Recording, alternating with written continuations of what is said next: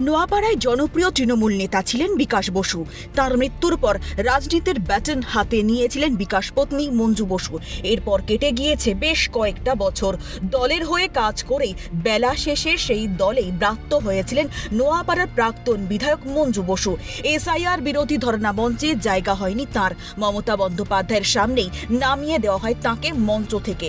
রাজ্যে সরকারের পালাবদল হতেই তাই প্রাক্তন বিধায়ক মঞ্জু বসুকে তাঁর প্রাপ্য সম্মান ফিরিয়ে দিলেন নোয়াপাড়ার জয়ী বিজেপি প্রার্থী অর্জুন সিং। সোমবার সন্ধ্যায় কর্মী সমর্থকদের সঙ্গে নিয়ে মঞ্জু বসুর সঙ্গে করলেন সৌজন্য সাক্ষাৎ। আগামী দিনে মঞ্জু বসুকে সঙ্গে নিয়েই এলাকার উন্নয়নের পরিকল্পনা অর্জুনের।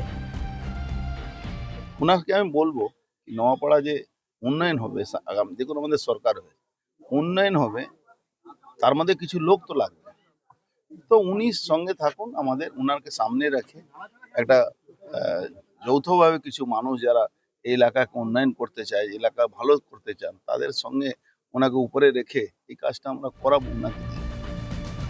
তৃণমূল নেতা বিকাশ বসুর খুনের ঘটনায় তৎকালীন সময়ে নাম জড়িয়েছিল অর্জুনের। মঞ্জু বসুর সঙ্গে দেখা করে অর্জুন সিং বলেন, সেই খুনের দায় থেকে কলঙ্ক মুক্ত হলেন তিনি। এবার তদন্তও হবে বিকাশ বসুর খুনের। আগামী দিনে তৃণমূলের করা প্রতিটি দুর্নীতির হিসেব হবে, তা স্পষ্ট অর্জুনের মন্তব্যে। আমি আজকে কলঙ্ক মুক্ত হব, উনার সঙ্গে আমি কথা বলেছিলাম, উনি আমাকে এলাউ করেছেন, তাই আমি এসেছি। আমার রাজনৈতিক জীবনে অনেক আপ অ্যান্ড ডাউন হয়েছে, কিন্তু পার্সোনাল লেভেলে একটা অদ্ভুতভাবে যার সঙ্গে কোনো ভাবে জড়িত ছিলাম না, সেটা নিয়ে কিছু লোক আমাকে জুড়ে দিয়েছিল। সেখান থেকে আমার যা করণীয় ছিল আমি করেছিলাম, পরে আপনাকে বলবো। গোড়া থেকে তৃণমূল করছেন মঞ্জু বসু, কখনো দল বদল করেননি। সেই দলের কাছ থেকেই মিলেছিল বঞ্চনা।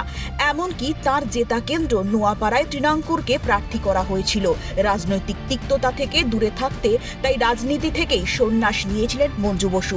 কিন্তু বর্তমান সময় যে ভোলেনি প্রাক্তনের অবদান, তা স্পষ্ট হলো অর্জুন সিং এর সৌজন্য সাক্ষাতে। হিমাদ্রি শেখর ভট্টের রিপোর্ট, ক্যালকাটা নিউজ।